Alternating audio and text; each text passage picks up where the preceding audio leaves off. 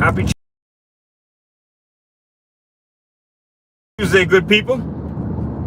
Another edition of Double the Innocence with your boy E. Up, Gem Dropper Showstopper. Hope everybody out there is having themselves a blessed day. Give a few more people, see if anybody's gonna come up here and join me. If not, we're gonna get right into it. Today I'm gonna be talking about Scottie Pippen. Scottie Pippen. Now,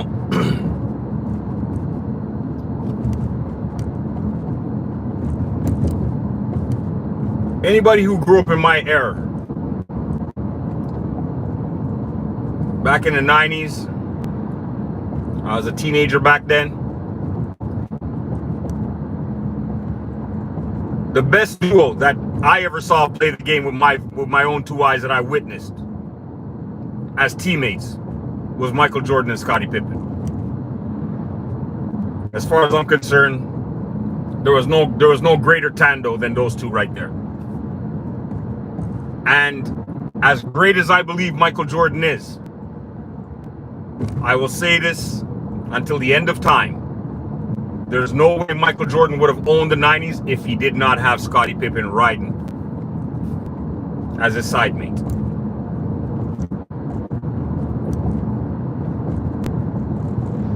I'm a firm believer. I think that everything that those two individuals did together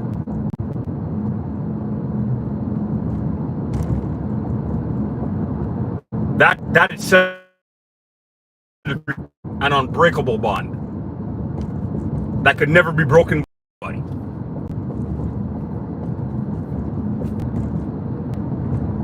I tell people that as far as I'm concerned, Scottie Pippen and Michael Jordan was my live version of Batman and Robin. Okay? So the simple fact of the matter that when you move forward to see both of these two individuals retire and become such arch enemies, it's really sad. It really is sad. And you know what? Yes, I'm a Michael Jordan guy. Rock and roll. How you doing, rock and roll? I'm doing good. I'm doing very well. I'm a Michael Jordan guy. Always have been, always will be. But I'm not being biased when I tell you guys the simple fact of the matter that I believe this feud that's going on between Michael Jordan and Scottie Pippen is driven by Scottie Pippen. India. A lot of respect to India. A lot of the issues that's going on between Scottie Pippen and Michael Jordan, I believe, is driven more by Scottie Pippen. Now, I believe the reason why Scottie Pippen was doing what he was doing was because of the fact of the matter that he had a book coming out, and this was a way for him to sell his book.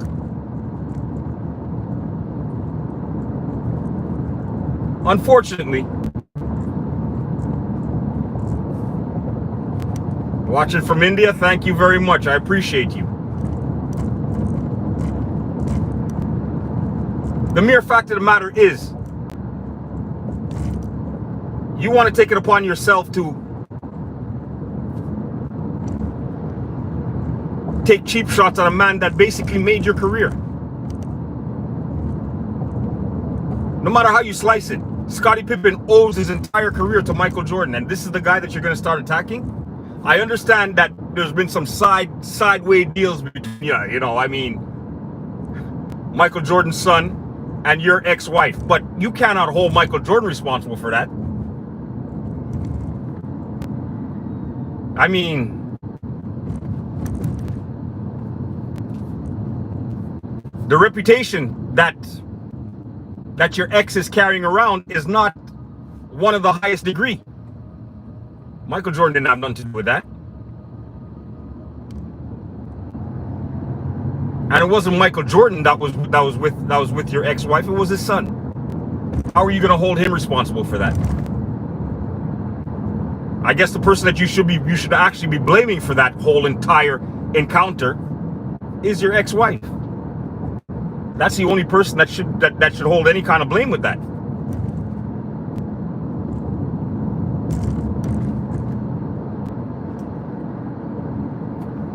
Why do I drive and stream? Because that's where I give my best thoughts. That's why. When I'm on the road, and due to the simple fact of the matter that, you know, like I've got a little bit of a distance to go, that's when my most... So that's the main reason why. Thanks for asking, though.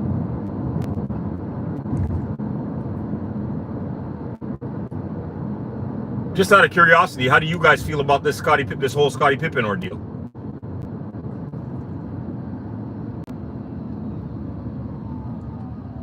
And the sad thing about it is, like, just because of this whole ordeal, I've lost a hell of a lot of respect for Scottie Pippen, unfortunately. And he was my second favorite player.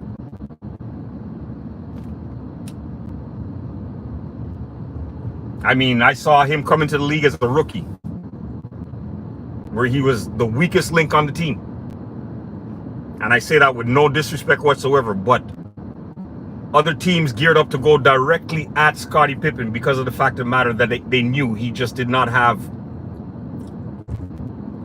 He didn't have the heart at that particular point in time. When he was a rookie, he was very soft. I mean, I remember a game where they really needed him and he couldn't go back into the game because he had a migraine headache. And I was a kid at that particular point in time. So for me, okay, somebody has a headache and they can't play, I understand. Where am I off to? I'm just off to do a little bit of work. Ronald Recito, is that it? Yes, sir. Welcome. Thank you for joining.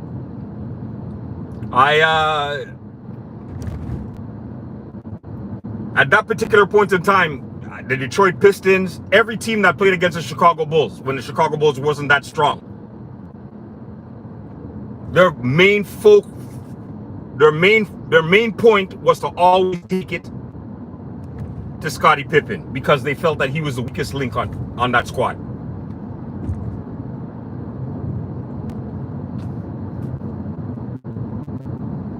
And then there was a scene that Michael Jordan took both you and Horace Grant underneath his wing and made you guys what you guys went on to be in the NBA. Now, I'm sorry, if there's an individual that took me under his wing and made my career, because I really believe that if Scottie Pippen never had the opportunity to pair up with Michael Jordan,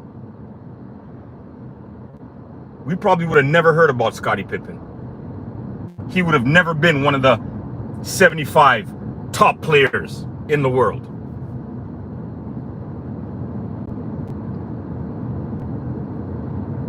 So, I'm sorry, but if I was Scottie Pippen and Michael Jordan did that for my career, there's no way in hell that I would ever turn my back on that individual. I owe him everything that I got.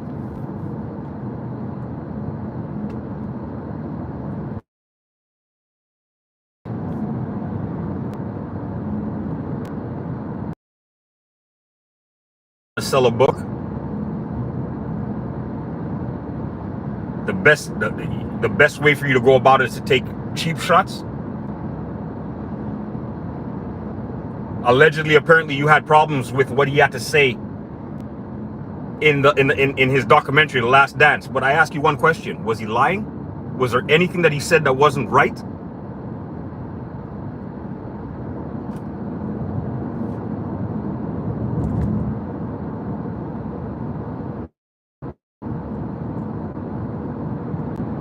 He had made a statement about that particular point in time that this is during the time that Michael Jordan had retired. So that means Scottie Pippen was the man on the team at that point in time. Yes?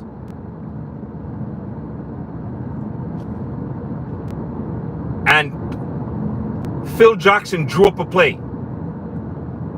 And the play that he drew up had Tony Kukoc taking the final shot. And because of that, you refuse to check back into the game.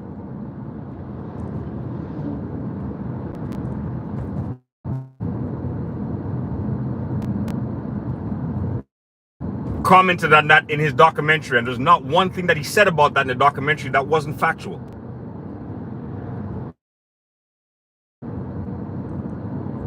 You were considered to be the leader and the captain of that squad. How are you leading your team with those type of actions?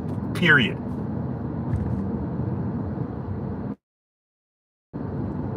Lily, hi.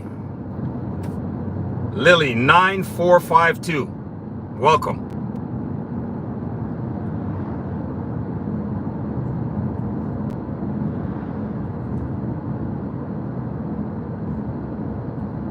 And the saddest thing about that whole ordeal is, I remember that game like it was yesterday. Phil Jackson made the right call. Wibes went in and hit the game-winning shot.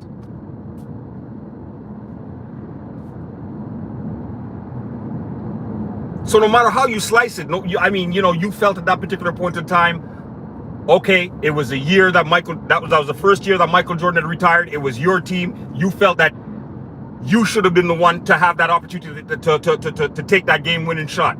Bottom line is, you get paid to play, and coaches get paid to make decisions. Now, obviously, that money wasn't wasted on Phil Jackson. It was the right decision because he hit the shot.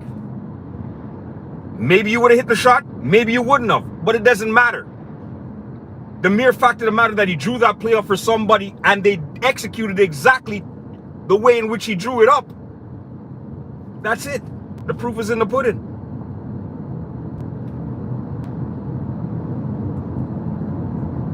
So unfortunately, that was a stain on your career.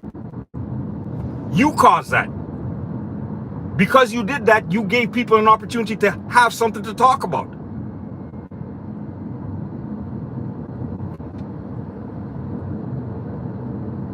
Now, for an individual like Michael Jordan, who we know how he played the game, at least on the court. I'm not talking about Michael Jordan individual, because he could have been a big time a-hole for all we know. I'm talking about Michael Jordan, the basketball player, and we know how he played the game and attacked and approached the game. We saw Michael Jordan sitting on the bench tell Steve Kerr, if you're open, I'm going to swing that ball to you. You take that shot. Steve Kerr took that shot and won the game.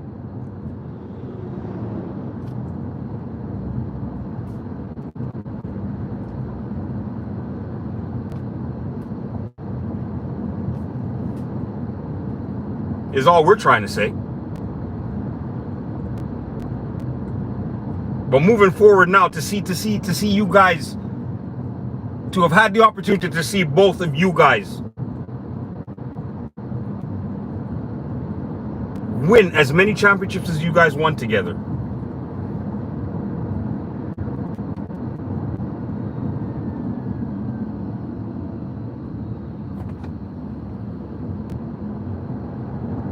And now you guys are at the point in time where you guys don't even talk to each other. That's sad for an individual like myself. That's extremely sad.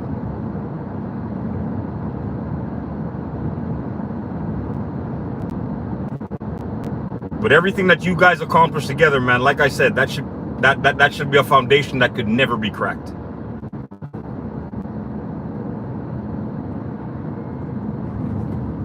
That's a foundation that should never be cracked by anyone, nor should be interfered by either one of you two.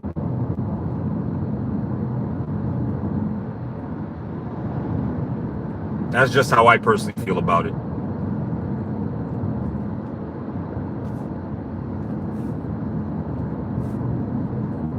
And because of that, no word of a lie, like I said, I've lost a hell of a lot of respect for the man that they call Scottie Pippen. And it's such a sad thing because, I mean, even though Michael Jordan was my guy, Scottie Pippen's game was a game that I admired. Like if by chance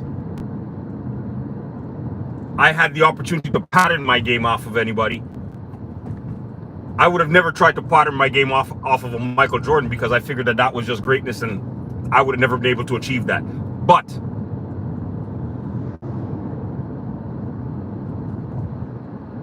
the way in which Scottie Pippen affected the game. The way in which he was able to play different positions, the way in which he handled the ball like a point guard.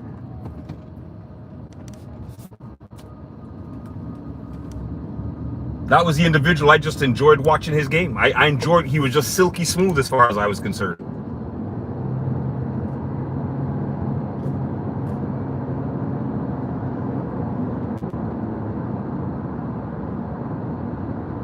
But I need you guys to let me know what you guys think. You guys think it's a little bit ridiculous? I mean, and let me ask you guys a question. What other duo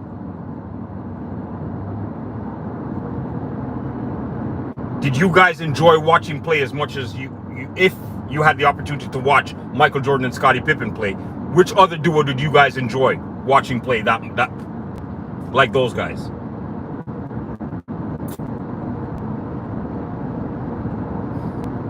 The only other duo that I can think of that comes to the top of my head right now, I would have to say, honestly speaking, Magic Johnson and James Worthy. That's the first duo that comes to my head that I enjoyed watching.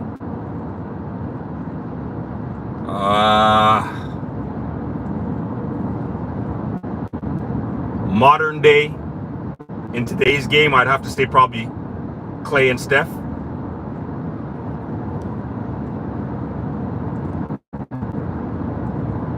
But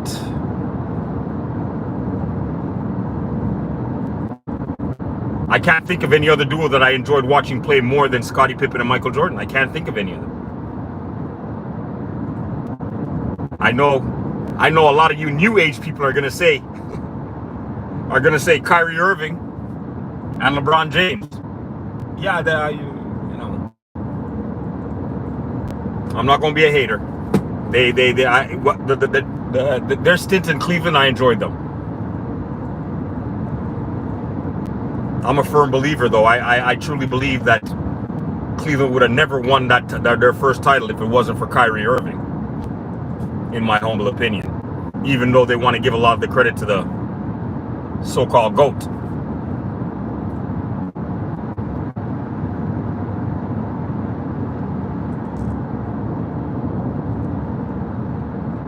Carmelo Anthony and Allen Iverson, nope. The only reason for that is because Allen Iverson was a little bit past his prime when he went out there to Denver to join Carmelo Anthony. So I wouldn't say that. And they weren't together long enough to do enough damage for anybody to say that, for anybody to enjoy them that much.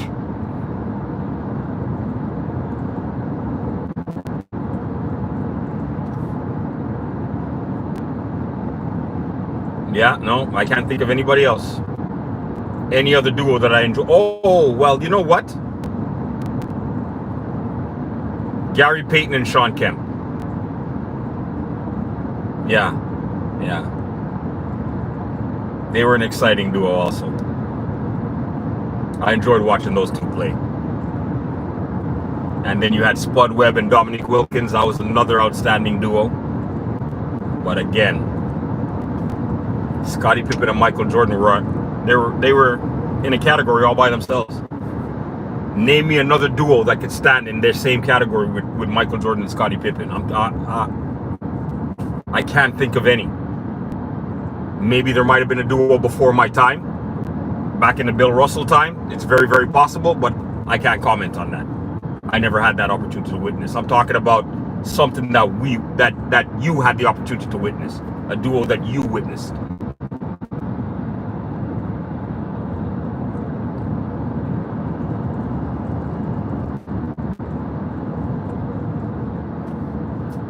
No, New York Knicks didn't have anybody. You know what? The young Detroit Pistons with Grant Hill and Allen Houston, they had an opportunity to do some great things. If Grant Hill didn't get hurt, the way in which he got hurt, because Grant Hill was a beast coming out of college. That was the man that was really supposed to take the place of Michael Jordan, Grant Hill. No doubt about that. His game was absolutely electrifying. He played above the rim. He was fearless. Had a decent shot. Yeah. The league. And again, he was the choir boy, so it was a perfect face to take over for Michael Jordan. But then he got hurt, and he never fully recovered from that. But all that to say, Allen Houston and Grant Hill would have been, I mean, you know, barring injuries, I think they would have been outstanding. Penny Hardaway and Shaquille O'Neal was also a nice duo. But one of my favorite duos, now that I'm really actually thinking about it, was White Chocolate and Chris Webber. Yes, sir. White Chocolate and Chris Webber. They never won anything, but they were beautiful to watch. I mean, hey, he was one of the best point guards I ever got to see play the game. Yes, sir, Bob.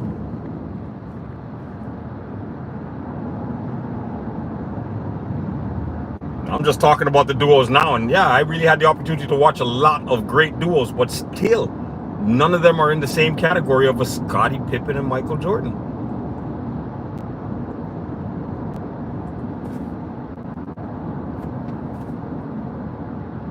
Carson Chi, how you doing, my man? Yeah, man, we're just up here talking about outstanding duos in the NBA and which other duo you would put in the same category of a Michael Jordan and Scottie Pippen. You know, reeling off some pretty decent duos, but none of them are on the same caliber as far as I'm concerned.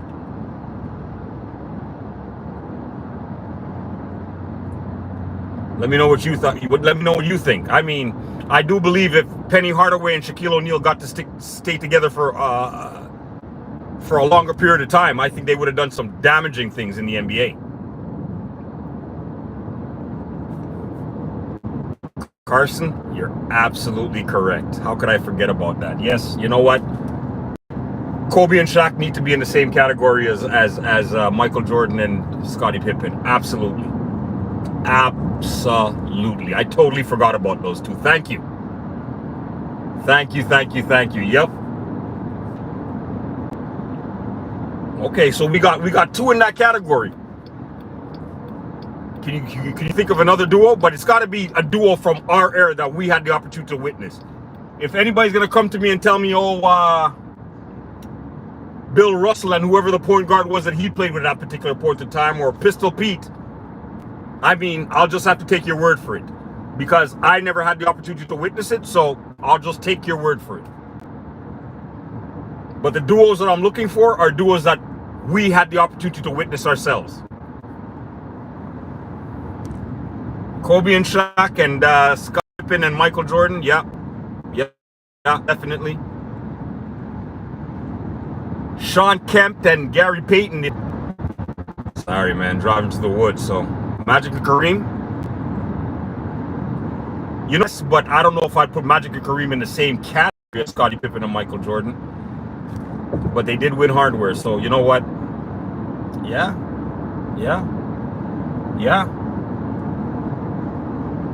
How long did Magic and Kareem play together for, though?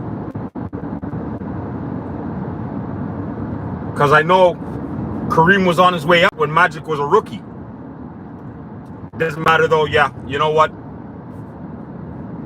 For the short space of time that they were together, they did some great things. Magic and Kareem, absolutely. Yeah. I said Magic Johnson and James Worthy, because, like I said, Kareem was on his way out, so I really only got to really appreciate the later stages of Kareem's career, like just a little bit before he retired, which was, I think his better years were way before that. But the run and gun Lakers with James Worthy, with Michael Cooper, yeah, you know what I mean? So that's the reason why I said Magic Johnson and James Worthy, but Magic and Kareem would be a better duo than Magic Johnson and James Worthy. Absolutely.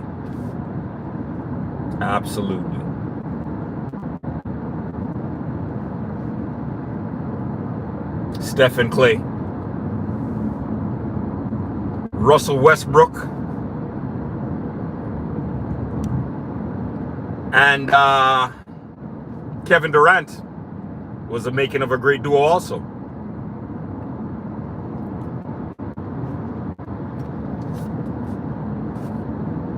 Carson Chi, thank you, bro.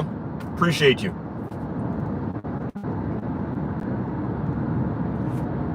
There's only one question I want to ask anybody out there about Kevin Durant. Do you notice that Kevin Durant only plays the greatest basketballs when he's surrounded with other stars?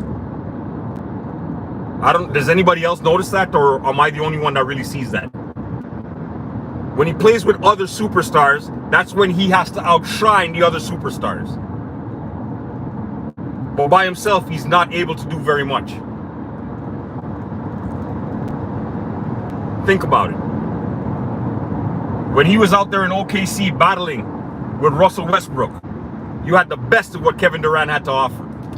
When Kevin Durant joined the Golden State Warriors, you saw the best of what Kevin Durant had to offer.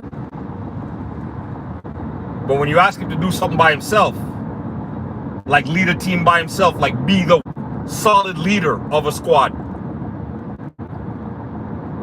he seems to struggle. Brooklyn Nets, Phoenix Suns, he struggles. But now you put him on a team with a whole bunch of other all-stars, and he needs to be the one to outshine those all-stars.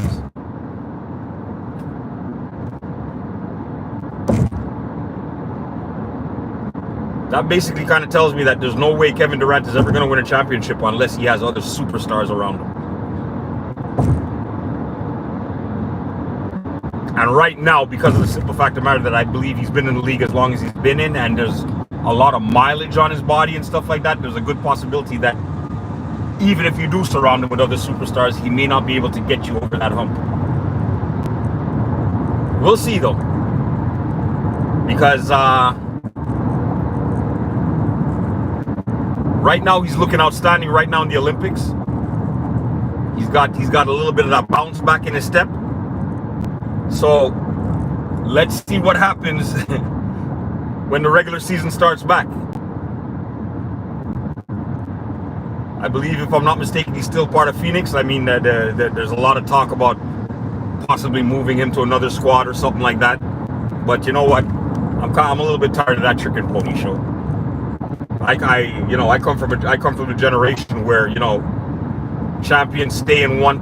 They try and build their championship legacy where they are. They don't run around trying to seek a championship ring. They try to build that legacy wherever they are. That's the era I come from. So I can't really appreciate somebody that's hopping from team to team, bandwagon jumping to win a championship. I can't respect that approach. That's, in my own personal humble opinion, that I'm entitled to. Period. And that's the only reason why I have a hard time speaking about Kevin Durant in a greatness conversation, because I don't respect his grind. That's all. I watch an OKC team, an OKC squad with Kevin Durant and Russell Westbrook and Serge Ibaka and the rest of those cats. I watched them go up 3-2 on Golden State. They end up losing that series in 7, but they were one game away from going to the championship with that squad.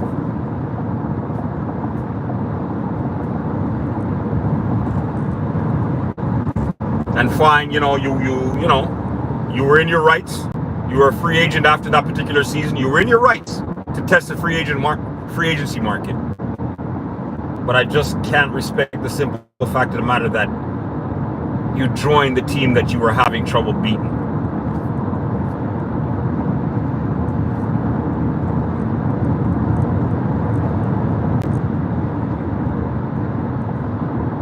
And like I said, that's just coming from a competitive spirit. I mean, was it a wrong decision? Absolutely not. You won a championship. You guys broke all kind of records and all that type of stuff. There's a lot of people that believe that if you didn't get injured against Toronto, you would have won another championship. I mean, hey, for a guy that was only playing on one leg, before you went down, you were doing some damage. Yes, indeed, you were doing some damage. Do I think that you would have beat Toronto? I really don't think so, because people fail to realize that with Kevin Durant in that season, Toronto went into Golden State and beat them in their arena, and Golden State came to Toronto and we beat them in Toronto that season also.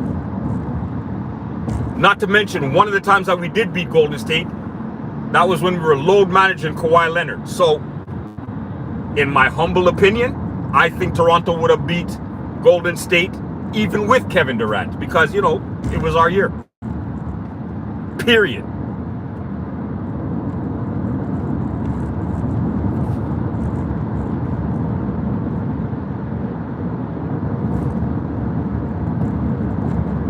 Friend luck. Yeah, I gotta remove my shades to read that, man. I'm, you know, hey, blind as a bat.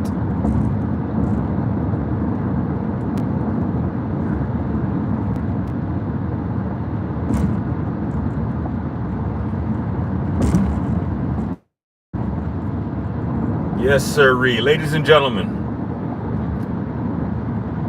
But if you guys come up with any other dynamic duos that you think that could be placed in the same category as Scottie Pippen and Michael Jordan, I want you guys to type that in my chat. Let me know.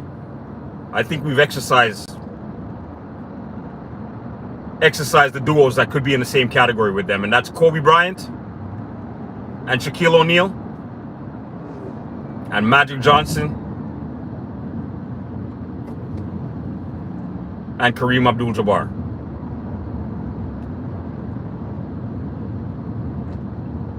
Let me know if you guys can think of any other duos that deserve to be in the same conversation.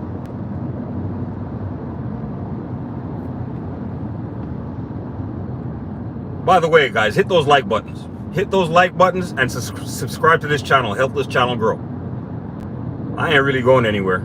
I enjoy doing what I'm doing, especially on beautiful days like this when I'm on a bit of a road trip and I get to really express my creative thoughts. Wow.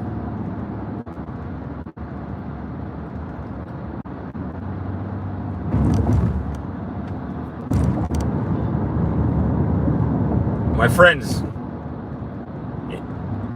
for the Olympics, there's a very good possibility that Germany is going to win the gold medal in basketball. I finally got an opportunity to watch them play a game this morning against Greece. Okay, I know you guys are going to say Greece, and Greece is not that strong. It's not the point. The bottom line is Germany, they're just coming off of a championship. And they're the one team that's playing solid team basketball. Canada is playing solid team defensive basketball. Because really and truly, it's the defense that's really winning a lot of games for Canada right now in the Olympics. The United States is winning a lot of games, number one, because I personally believe that they're not in a very, very strong category. And number two, they're just basically winning their athleticism. I can't believe I said that word. Can't believe I got that word out one shot. Don't ask me to say it again, though. Got it out? You guys heard it, and that's it. That being said, I believe that that's really what's winning a lot of the games for them.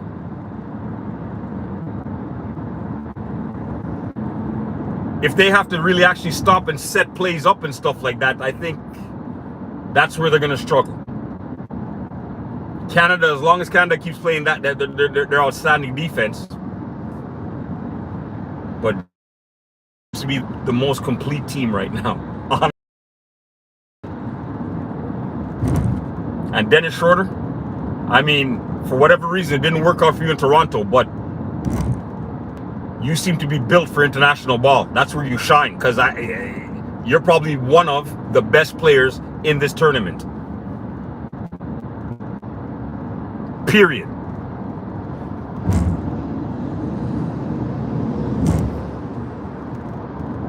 So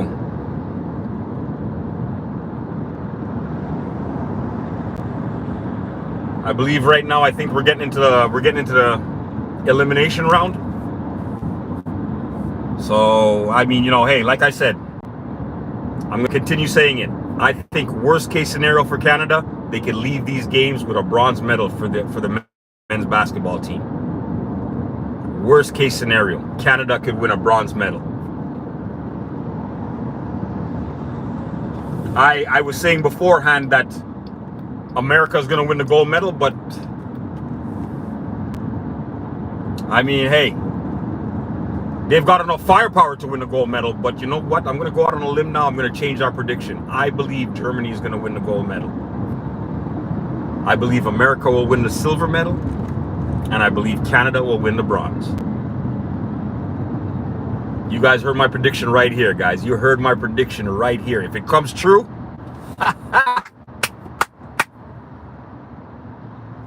JoJo ain't got nothing on this man right here.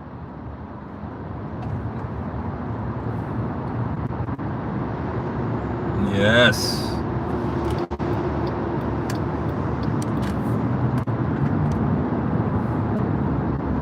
Yes, sirree.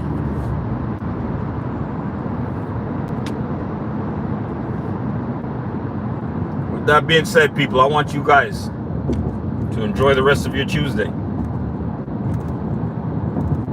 3 more days till the weekend, guys. I'll always be the one to dangle that carrot in front of your face and give you guys something to look forward to. 3 more days till the weekend. Share, like, and subscribe, people.